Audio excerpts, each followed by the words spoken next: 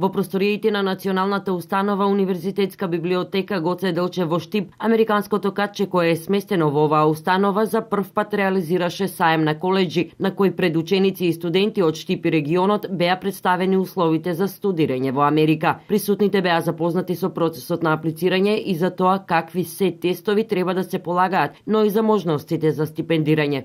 Нормално дека американскиот образовен систем е различен од македонскиот образовен систем и самите ученици треба да бидат свесни дека доколку сакаат да аплицираат, обично една година, значи им треба претходно припрема за доколку сакаат да се запишат на факултет во Америка.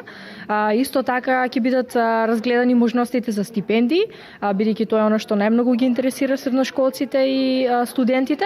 За условите поопширно зборуваа волонтерите на Американскиот мировен корпус во Штип и регионот, а една од нив, Ребека Браун, која година и половина е сместена во село Оризари, ги објасни условите на универзитетите Џон Хопкинс во Балтимор и Менсфилд во Пенсилванија и ги истакна предиспозициите за студирањето на тие коледжи.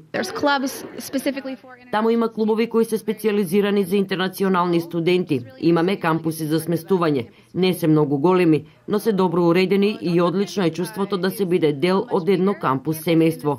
Во Универзитетот Џон Хопкинс од Балтимор има поголем кампус каде живеат околу 500 интернационални студенти од целиот свет кои студираат таму.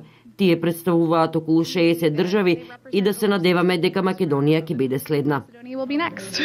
Предавањето го предизвика интересот на штипските средношколци и студенти кои сакаат да се информираат за се што е потребно да студираат во Соединетите Американски држави. Би сакал да студирам медицина, нешто во врска со медицината и се надевам се дека тука ќе ни добро презентираат работите кои ќе можеме да ги таму научиме и кои се опциите за студирање во Америка. Сакала да студирам нешто психологија или право, нешто така, се уште немам одредено и се учам економски.